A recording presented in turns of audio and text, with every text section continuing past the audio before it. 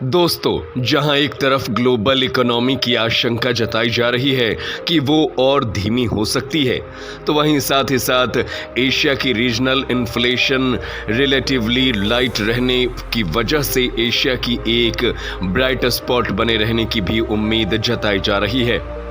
साथ ही आपको बता दें, organisation for economic corporation and development के अनुसार इस साल और अगले साल भारत में होने वाली इकोनॉमिक ग्रोथ चीन की इकोनॉमिक ग्रोथ से आगे निकल सकती है।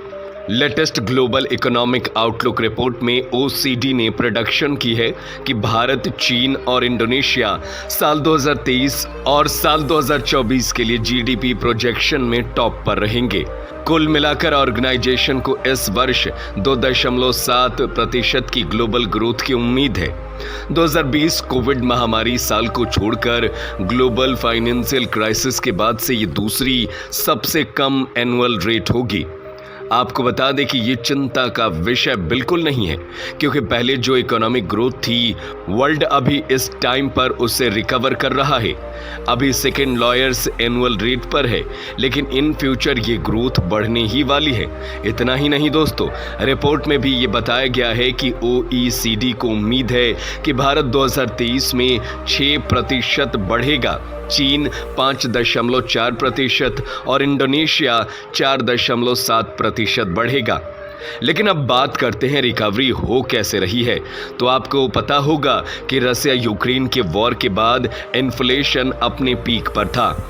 वो इन्फ्लेशन अब कम होता दिखाई दे रहा है।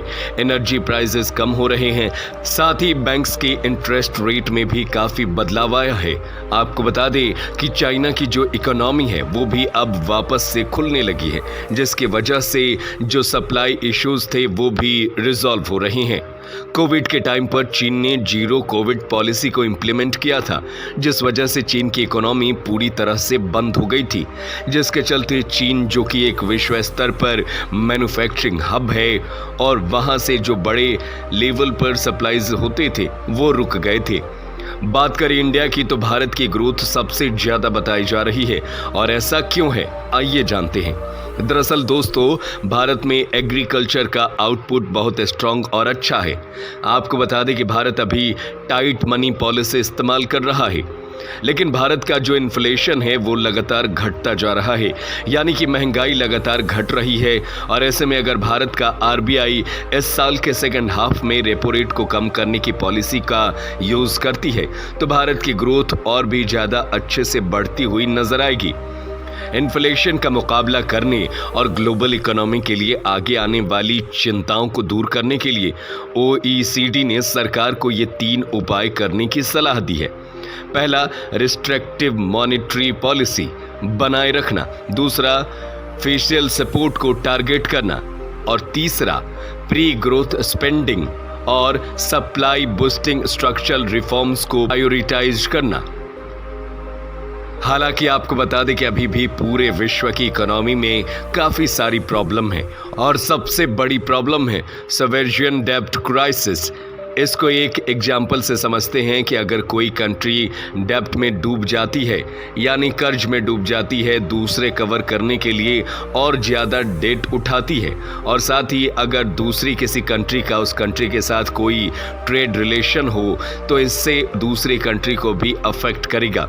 यानी कि जो ग्लोबल इकोनॉमी है वो कहीं ना कहीं सब देशों के साथ आपस में इंटरकनेक्टेड है, तो किसी एक के कमज़ोर पड़ जाने से भी वर्ल्ड लेवल पर इसका इफेक्ट देखने को मिलता है।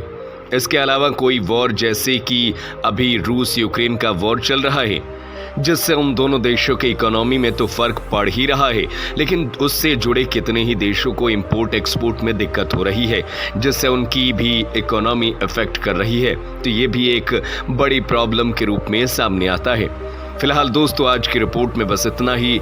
आपके इस विषय पर क्या विचार हैं हमें कमेंट करके जरूर बताएं। साथ ही ऐसे दिलचस्प खबरों के लिए हमारे चैनल को सब्सक्राइब करना बिल्कुल ना भूलें। हम आपसे मिलेंगे अगले वीडियो में, तब तक के लिए धन्यवाद। जय हिंद, जय भारत।